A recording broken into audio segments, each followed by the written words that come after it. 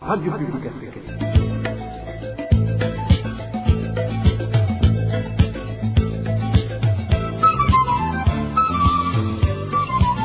Radio Publique Africaine.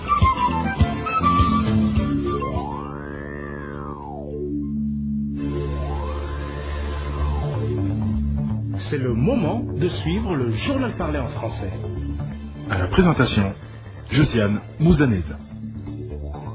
Au sommaire de cette édition, le sit-in des familles ayant des malades mentaux au centre neuropsychiatrique de Kamenge devant les bureaux du ministère de la Solidarité n'a rien donné. Ces familles sont rentrées bredouilles sans aucun rendez-vous ni promesse.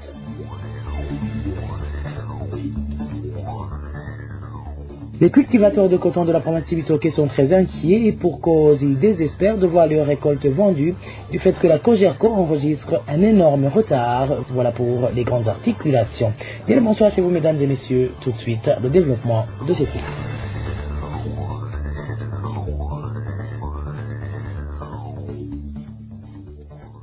Bonsoir. Débutons ce journal par la page sécuritaire où les habitants des communes Wusiga et Ngodi de la province Ngodi sont préoccupés par les cas de vol devenus très récurrents. La nuit de ce dimanche dernier, une vache a été volée sur la colline Hina en commune Ngodi et récemment 2 personnes ont été tuées après avoir volé une vache.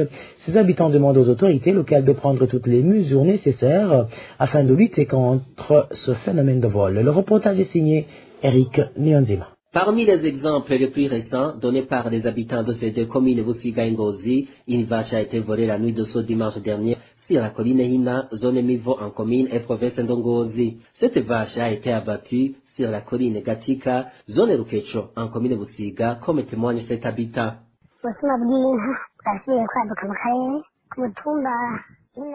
Le vol des vaches a encore ressurgi dans notre région. Sur la colline Hina, zone Mivo en commune Ngozi, une vache a été volée.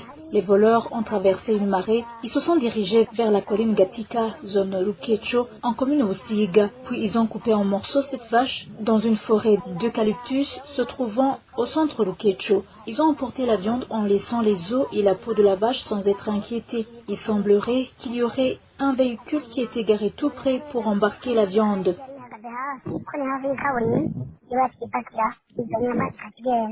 Dans un délai d'au moins 2 mois, une autre vache a été volée sur la colline Nyakumba, zone Kibuye de la province de Kayanza, et elle a été abattue sur la colline Mondogoto, zone Rukecho en commune Wusiga.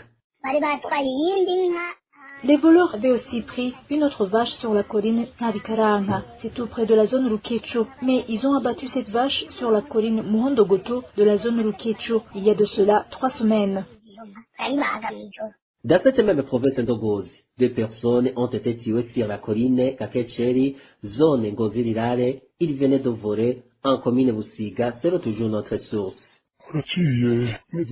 Il y a 2 mois que 2 corps sans vie ont été retrouvés. Ces hommes avaient été tués sur la colline Rugori, zone Mihigo, en commune Wusiga. Puis leurs cadavres ont été jetés sur la colline Gachekeri, zone Ngozi. Le lendemain matin, le gouverneur, l'administrateur communal et le commissaire communal se sont rendus sur le lieu. Mais ce qui est étonnant, c'est que le gouverneur a ordonné que ces 2 cadavres soient enterrés dans une même fosse à Gachekeri sans les avoir identifiés. Mais l'un d'entre eux a été identifié. Il était originaire de la colline Kigufi, commune Wusiga. Le deuxième n'a pas pu être identifié.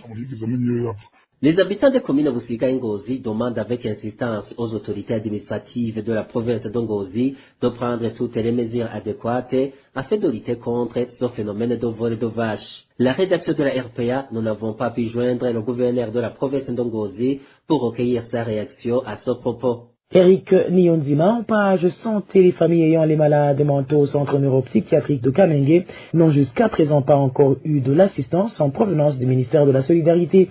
Après avoir été privées de médicaments par le dit hôpital, les familles de ces patients se sont rendues au ministère de la Solidarité pour plaider en faveur des leurs. Mais leurs doléances ont été vaines. Le point avec Walter Kwizera.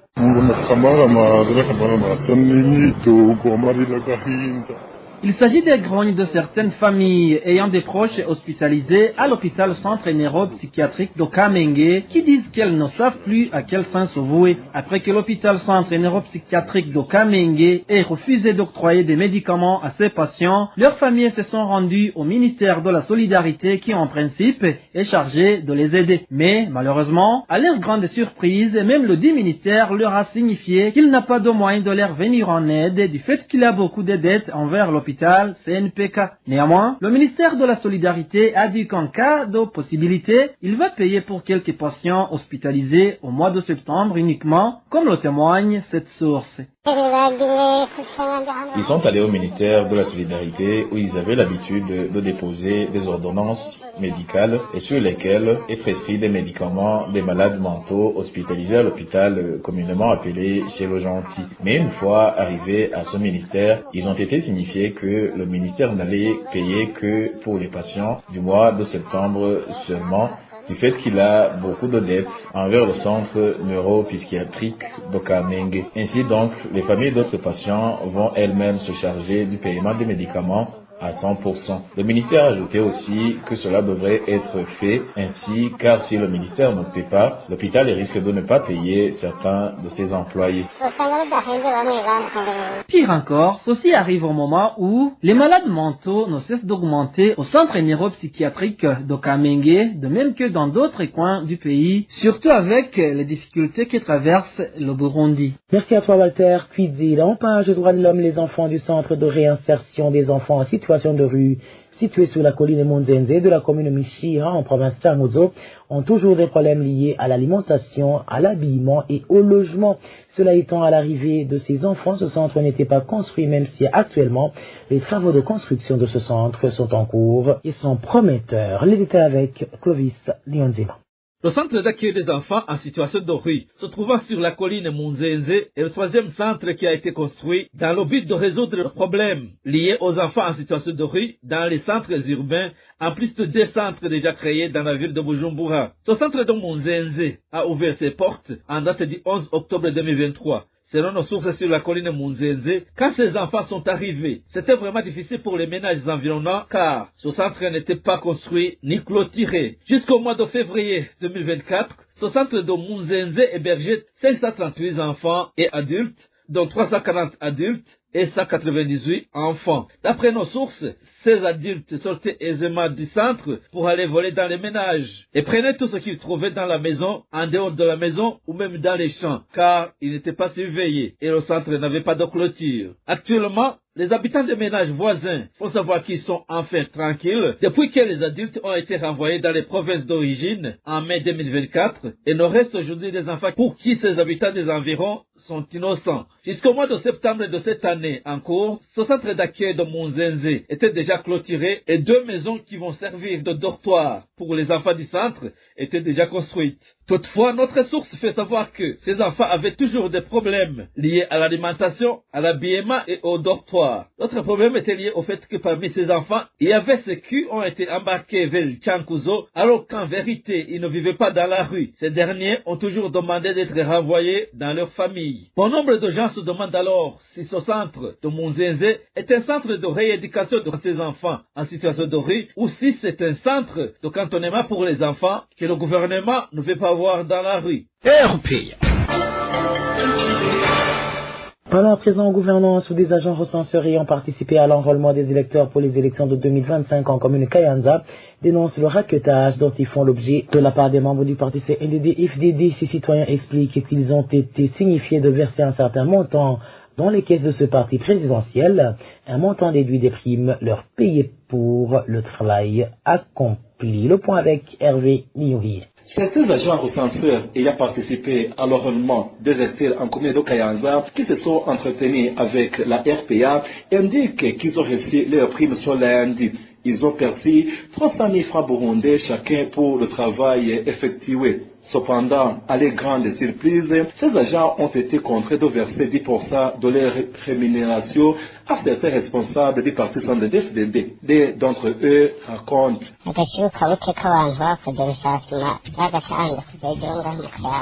La prime a été donnée ce lundi ici chez nous. Je suis entré dans la salle et le chef d'équipe qui avait la liste des agents recenseurs et l'argent pour donner sa somme, puis autorisé de donner les 10% à remettre au parti CNDD-FDD. Il y avait un représentant du parti CNDD-FDD présent dans la salle à qui le chef d'équipe remettait l'argent.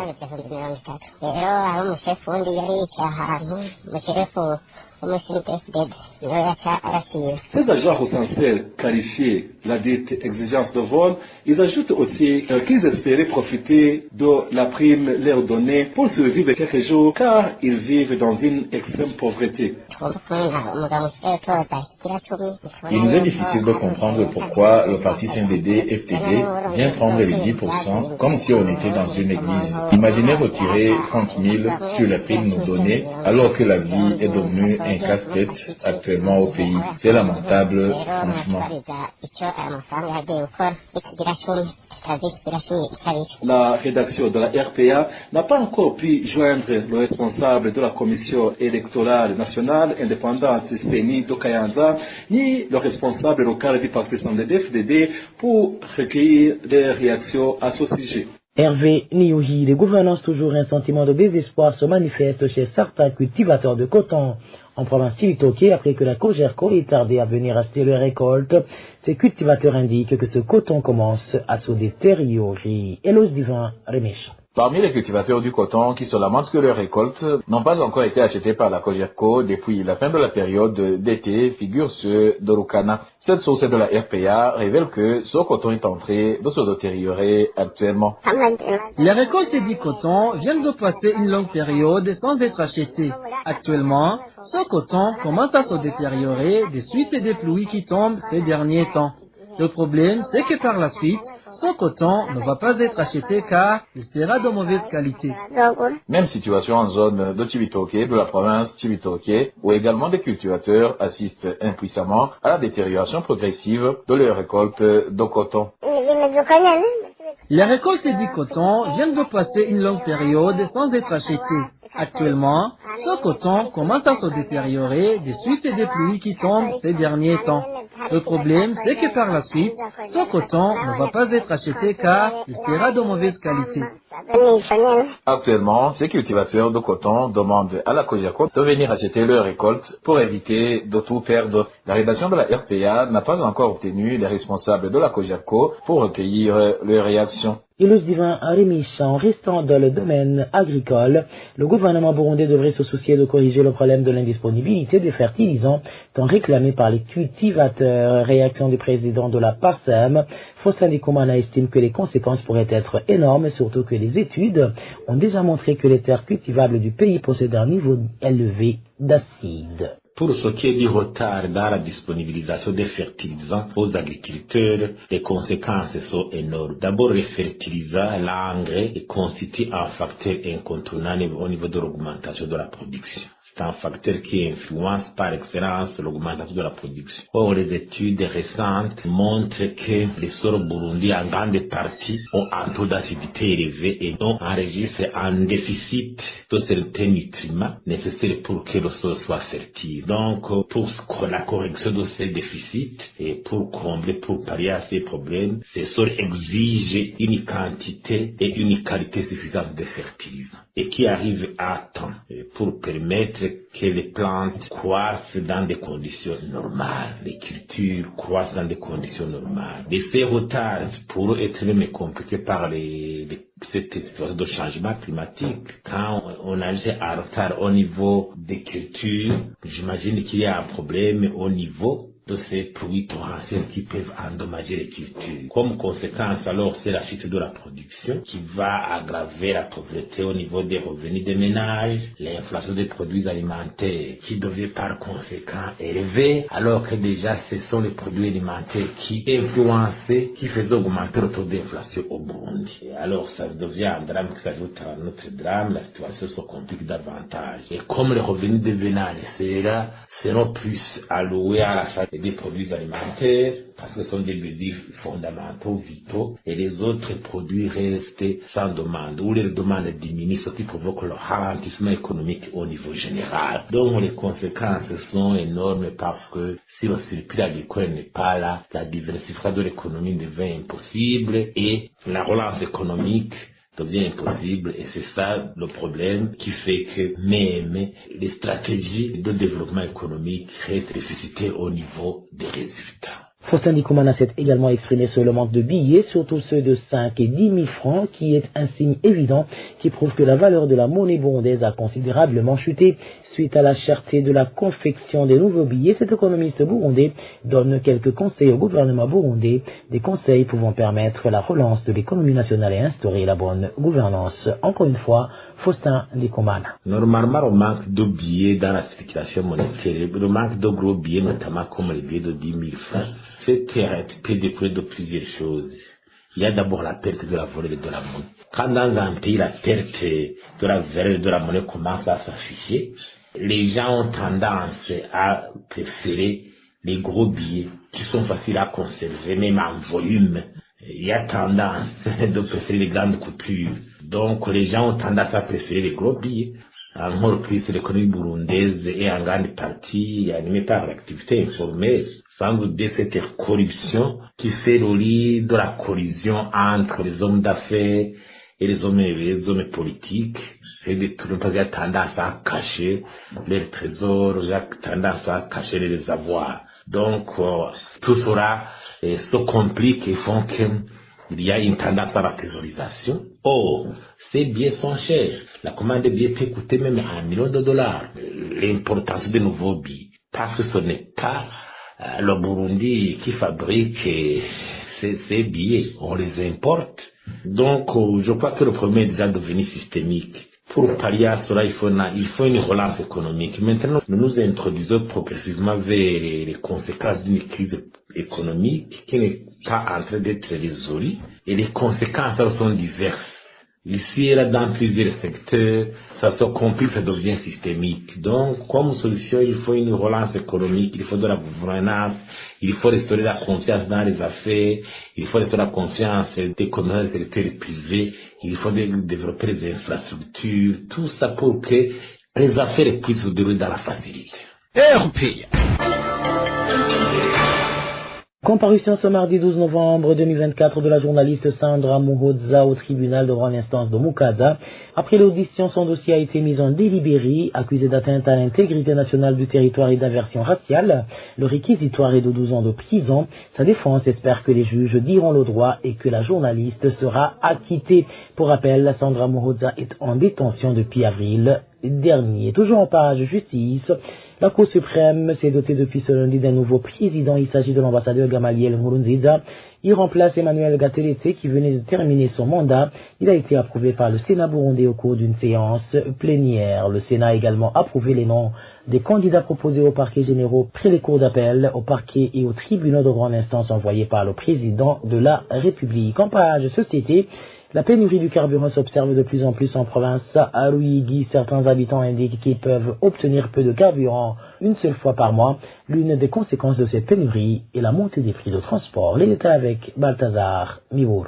Ils affirment qu'ils peuvent s'approvisionner en carburant qu'une seule fois par mois. Ce sont des propriétaires de véhicules utilisant du carburant de type essence ou mazout en province de Ruyigi. Nos sources dans cette province signalent que, même lorsque le carburant est disponible, il est souvent distribué de manière spéculative dans l'objectif de le revendre au marché noir. Il arrive que le carburant devienne disponible au moins une seule fois par mois, mais là aussi, des magouilles sont opérées dans la distribution du carburant. Le carburant est donc vendu par la suite au marché noir. Un litre et demi d'essence se vend à 20 000 francs burundais et le litre de mazout se vend à 11 000 francs burundais. Les conséquences de cette pénurie de carburant sont graves pour la population, déjà en situation d'extrême pauvreté. Notre source donne notamment l'exemple des chauffeurs qui augmentent les tarifs de transport, ce qui entraîne également une hausse des prix des denrées alimentaires. Les transporteurs profitent pour augmenter les prix. Le trajet Ruyigi, Gitega ou Ruyigi, Charonzo par exemple, les transporteurs ont ajouté une somme comprise entre 1000 et 1500 francs burundais. Aussi, ceux qui conduisent les véhicules qui vont amener des vivres dans d'autres localités ont également augmenté les prix de transport. Les habitants de la province de Ruyigi demandent au gouvernement d'intervenir pour résoudre le problème du manque de carburant, car cette situation contribue à la hausse du coût de la vie. Merci à toi Balthazar Nibouro. C'est sur ce reportage que nous mettons fin au journal en français de ce mardi 12 novembre 2024. Merci pour votre aimable écoute. Merci également aux équipes rédactionnelles et techniques pour leur franche et parfaite collaboration. À la présentation de ce journal, vous étiez avec Josiane Muzaneza. Passez de bons moments chez vous. Au revoir.